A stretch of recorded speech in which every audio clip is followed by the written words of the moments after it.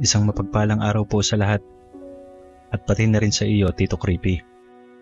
At sana ay nasa mabuting kalagayan po ang lahat. Ako nga po pala si Aida. 39 years old na po ako. At ngayon ay isa ng ganap na housekeeping supervisor sa isang hotel sa Manila. Nakalabas na rin po ako ng ibang bansa upang makakuha pa ng karagdagang experience tungkol sa housekeeping. Dati po ay nakatira ako sa karatig bayan ng Tagaytay noon at hindi ko na po tutukuyin kung saan po iyon. Nangyari po ang aking karanasan ng mga taong 2003 at nagtatrabaho po ako sa isang kilalang hotel sa Tagaytay. Natanggap po ako noon bilang isang on-call housekeeping. Nagtiyaga na nga lang po ako na kahit 3 araw lang ang pasok ko noon. Kalimitan kasi dito, wala talagang mga guest sa Tagaytay pag weekdays. Nagbibisi lang ang mga hotel noon kapag weekend kasi usually mga taga Maynila ang pumupunta doon kapag ganoong araw. Sa simula po ng aking trabaho noon ay naka-assign ako sa public area bilang tagalinis. Inabot pa nga ako ng 3 buwan sa area kong iyon. Naboring na nga po ako noon sa kakapretend magwalis o kaya naman ay nagpupunas ng kung ano-ano. Naisipan ko na nga dati mag-resign dahil hindi man lang ako pinagte-training sa pagiging room attendant. Kailangan ko yung experience na iyon kasi balak kong mag-abroad noon. At sa awa naman ng Diyos ay nailagay din ako sa ganoong trabaho. At doon ay natuto rin ako sa pag-setup ng room at lalo na sa pag-aayos ng kama.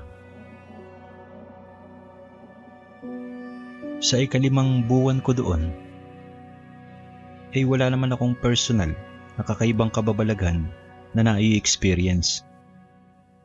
Maliban na lang sa mga kasama ko at mga empleyado ng ibang department ng hotel. Marami akong naririnig na kwento tungkol sa multo. Pero sa una pa lang ay ayokong makinig sa ganyang katatakutan kasi mahina ang loob ko, Tito. Pero inaalam ko naman kung saan banda ng hotel ito nangyayari para maiwasan ko ang area na mayroong misteryo. Hindi lang naman kami ang nakaka-experience ng mga pagpaparamdam ng mga multo at kasama na dito ang mga guest namin. May 3 pangyayari kasi na nagreklamo ang mga guest kasi paulit-ulit na may kumakatok daw sa kanilang kwarto. Pero batid naman ng naka-duty surveillance ay wala naman silang nakikita na taong gumagawa noon sa kwarto nila. At mayroon ding mga pangyayari na nagko-complain ang mga guests dahil nakakarinig sila ng ingay at tawanan ng mga bata na naglalaro sa labas ng kanilang kwarto. Nagtatanong pa nga sila kung malimit ba nangyayari ang pagpaparamdam ng mga multo. Pero syempre, di naman aaminin ng management ang tungkol doon. Itatanggi lang nila para di masira ang business. At kahit ako may-ari ng hotel dito, di ko rin aaminin na pinamumugaran ng maligno ang aking pinagkakakitaan. At saka di naman kasalanan ng hotel yun at hindi nila kontrolado ang mga spiritual na mga bagay sa kapaligiran.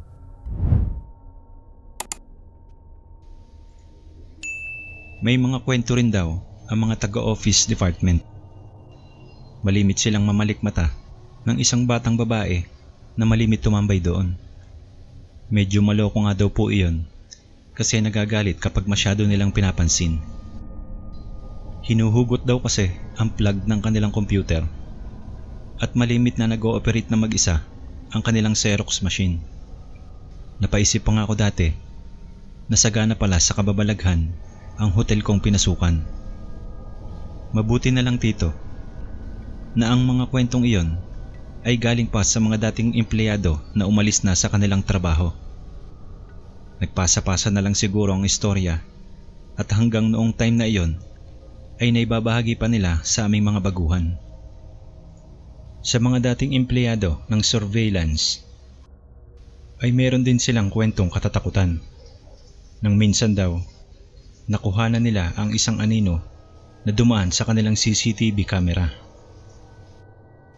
Pero may nag-react din naman tungkol doon na baka kulisap lang na dumaan kaya nahagip ng camera namin. At ang isa pa nilang kwento na nagpakilabot sa kanila ay ang pagpapakita ng isang white lady. Nakuhanan daw nila na naglalakad at pumasok sa isang kwarto. Pero ang sabi ko naman sa nagkwento sa akin noon na bakit hindi dinownload para may kopya sila sa ganoong mga kababalaghan. Mas okay sana para maniwala ang iba sa kanilang kwento. Para to see is to believe ang datingan ng pangyayari. Pero pinadelete daw po yata ang kopya ng CCTV para maproteksyonan daw ang reputation ng hotel.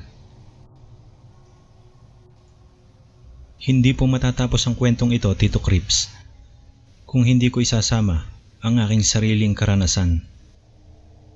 Ito po talaga ay hindi ko malilimutan na pangyayari sa aking buhay. Noong mga panahong iyon, dumating sa amin na nagkaroon kami ng kakulangan ng manning ng hotel. Lalo na po sa room attendant ng department namin.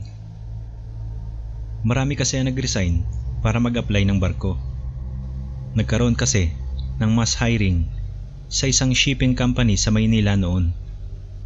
Dapat nga po ay mag-a-apply din ako, kaso wala pa akong pera para sa mga document at training na gagastusin doon. Tsaka kulang pa rin ako sa experience, kaya di ko na lang po itinuloy. Naging mahirap po ang operasyon namin kasi 2 na lang kaming staff na panggabi. Pinaghahatian na lang namin ang trabaho sa 15 kwarto ng hotel. Kinakaya naman Tito noon, kahit paspasan ang turnover ng bawat kwarto. Ang mahirap pa doon ay kapag nagsabay-sabay ng check-out ang mga guest namin. Gumugulong talaga kami sa pagpapalit ng bedsheet at paglilinis ng room. Isang araw po, may guest ako na hinatid sa may room 11. Sa ilang minuto pa lang nila sa loob, ay gusto na nilang magpalipat ng kwarto. Di ko naman nalaman kung bakit di nila nagustuhan ang room na para sa kanila. Kasi masyado po silang tahimik at mapag-obserba. Nasabi ko na lang po sa sarili ko na medyo maarte yata at maselan ang guest namin na iyon. Nalaman ko na lang ang dahilan sa may receptionist namin. May nasense daw ang lalaki na kakaiba sa room. Masyado daw mabigat ang aura ng room na parang may demonic na puwersa. At sigurado daw po ang guest sa kanilang nararamdaman kasi isa po silang spirit expert. Pero wala namang pake ang management namin sa kanyang sinasabi. Basta ang mahalaga ay hindi siya nag-complain. Ang malas lang namin noon kasi wala kaming bakante na room na paglilipatan sa kanila kasi nga po fully booked na kami noong mga time na iyon. Binalak na lang ng manager namin na ilipat sila sa ibang hotel dito sa Tagaytay at kami na magbubuk sa kanila at para mapagbigyan ang kanilang request. Hindi naman sila nagalit noon Tito kasi ang mas gusto lang nila na wag na lang tumuloy sa kwarto na pinabuking nila sa amin.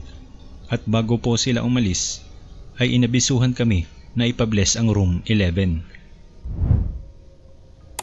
Hindi naman naniwala ang management at tinawanan lang ang pinagsasabi na nagpakilalang spirit expert. At kagaya po ng sinabi ko, matatakutin talaga ako sa ganyang usapan. Kaya agad akong kinalabutan sa mga sinabi ng lalaki. At parang ayaw ko na rin linisin o kaya ipuntahan ang room 11. Sa sumunod na araw ng aking duty, Nawala sa isip ko na i-check ang list na kung ilan ang room na may tao. Dumiretso na po kasi ako noon sa may laundry area namin. Bala ko kasi kumuha ng equipment na gagamitin ko sa operation. Napadaan ako sa room 11. May naririnig akong kalabog sa loob at boses na tuloy-tuloy na nagsasalita. Akala ko nga po may ibang lahi na nakabook doon kasi hindi ko po talaga maintindihan kung anong lingwahe ang sinasalita niya. Pagbalik ko po sa office namin, agad kong tiningnan ang listahan kung may tao nga ba talaga sa room 11. Halos parang manlabo ang mata ko sa kaba dahil bakante pala ang room na iyon. Nanlamig ako sa takot at nangilabot ang aking buong katawan. At ito namang pasaway na katrabaho kong lalaki na si Lance ay bigla din akong ginulat mula sa likuran. Muntik na rin nga po akong mapaihi sa ginawa niyang pambubulaga sa akin. Agad ko naman binanggit sa kanya na may aktibong multo sa room 11. Mukhang tama nga ang sinabi ng lalaking spirit expert na namamahay doon ang isang masamang elemento. Nahalata naman ni Lance ang aking pagkatakot kaya pinalakas na lang niya ang aking loob. Magdasal na lang daw ako sa oras na may nararamdaman ako o nakakakita ng mga multo para mapilitan silang lumaya sa paligid ko. Reply ko naman sa kanya na malapit naman ako sa Diyos at di ko siya nakakalimutan pag may ganoong pangyayari. Kaso lang po tito, nauunahan po talaga ako ng matinding takot at nawawalan ako ng kakayanan mag-isip na magdasal. Siguro naman po may explanation na bakit ganon ang response ng aking isip sa tuwing nakakaranas ako ng sobrang takot. At nung araw na iyon, ay di talaga ako pumayag na maglinis ng room na mag-isa. At din rin ako dumaan sa room 11 ng gabing iyon nang hindi ko kasama ang katrabaho kong si Lance. Dumaan po ang isang linggo. Nakaranas ng isang malakas na bagyo ang Tagaytay. Di naman naapektuhan ang aking pasok kasi weekdays lang nangyari iyon. Tuwing Friday hanggang Sunday lang ako naka-duty kaya relax ang aking katawan sa 4 na araw. Sa pagdating naman ng Huwebes ay naka-receive ako ng tawag mula sa aking bisor. Pinapapasok niya ako at kailangan nila ng karagdagang tao upang maglinis ng hotel. Ang dami po kasing kalat ng dahon na mula sa puno na natangay ng hangin dahil sa bagyo. At hindi ko naman po tinanggihan ang ibinigay nilang duty sa akin. At nagsimula po ako dumuti ng bandang 4:00 ng hapon. Pero hindi po open ang hotel namin para sa guest. Kasama ko din po si Lance ng time na iyon. At doon ay naghati kami para ma-check namin kung malinis pa ba ang room sa loob. Napabigay pa nga sa akin noon ang room 11. Pero di naman ako natakot kasi maaga pa noon. Ang bala ko na lang po, i-shortcut ko na lang ang gawain doon para hindi ako magtagal sa loob. Bago po ako pumasok ng room, ay nagdasal muna ako ng taimtim para maitaboy ang masamang espiritu na nasa paligid. Nung una'y magaan naman sa pakiramdam ang aking pagpupunas at pagwawalis. Nang bigla na lang akong nakarinig na may sumisit-sit sa akin. At syempre naman po tito, natakot talaga ako noon. At yung mga ingay na kinatatakot ko ay galing pala sa lukulukong si Lance. Gusto niya pala ako gawa ng biro, pero sinabi naman niya kung bakit siya naroroon. Ang pakay talaga niya doon ay para kamustahin ako sa kwarto na aking kinatatakutan. Pero hindi ko talaga pinalusot ang kanyang panggugulat at sinabi ko sa kanya na huwag niyang uulitin ang ganun. Di kasi iyon nakakabuti para sa isang tulad ko. Nakulang na lang ay lumipad sa takot. Naintindihan naman po ni Lance ang aking mga sinasabi at pagkatapos po noon ay umalis na siya. Sabi pa nga niya, nababalik daw siya after 10 minutes para ma-check niya ulit ako.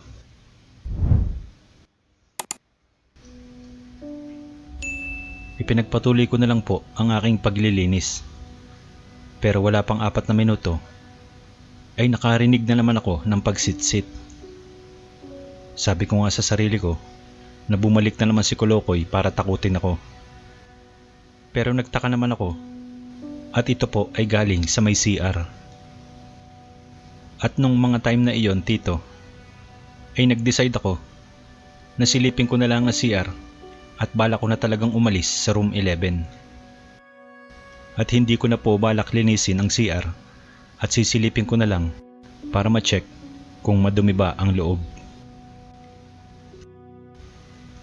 Sa pagbukas ko ng CR ng room, madali kong inabot kung nasaan ang switch ng ilaw.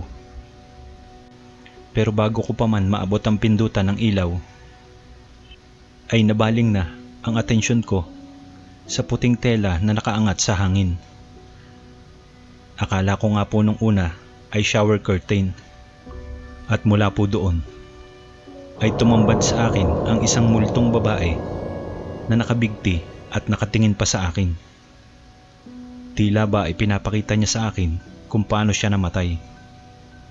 Hindi lang po na parang aatakihin ako sa takot. Sumigaw ako ng malakas at pagkatapos noon ay hindi ko na po alam ang nangyari sa akin. Naalala ko na lang na dumating ang bisor ko at ang iba pang empleyado para matingnan ang kalagayan ko matapos bumalik ang aking kamalayan. Mabuti na lang, Tito, na nasaulian ang aking pag-iisip. Sabi kasi nila na para akong nawala sa katinuan na kagaya ng isang luka-luka nung maabutan nila ako sa loob ng room. Nagpapasalamat pa rin ako at hindi napahataw ang ulo ko sa aking pagkakatumba. Umabot sa hotel manager ang nangyari at gusto nila na dalhin ako sa ospital para ma-check ako ng maayos. Nagpasalamat na lang ako sa kanila at pinahindian ko na lang ang kanilang offer sa akin. Idinagdag ko sa kanila na kailangan ko lang mag-relax para makabawi at hindi na kailangan dalhin pa ako sa ospital. Nag-decide na lang ako umuwi noon at inihatid naman ako ng aking bisor sa bahay. Sabi pa ni Sir noon na tatawagan niya ako time to time para masiguro na okay ang aking kalagayan.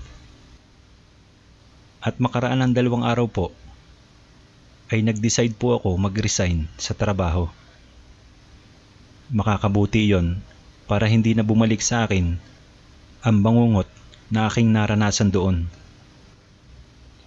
Tinulungan ko naman ang sarili ko na makamove on sa ganong pangyayari. 1 taon din akong tumigil sa pagtatrabaho para ma-rehabilitate ang aking sarili. At sa tulong po ng aking malalapit na kaibigan at pamilya, ay tinulungan nila ako para mapalakas muli ang aking pangunawa tungkol sa mga espiritu na bagay. Wala na po ako may dadagdag dito. Hanggang dito na lang po ang istorya ko. Sana ay magustuhan ang istorya ko ng mga taong mahilig sa ganitong katatakutan. At huwag ka po mag-alala, Tito. At marami pa akong istorya na gusto kong isend sa iyo. Pero ang mga iyon ay experience na ng aking mga kaibigan. Hanggang sa muli po at more power sa channel mo. Maraming salamat po at patnubayan tayo ng Diyos sa araw-araw na pagsubok ng buhay.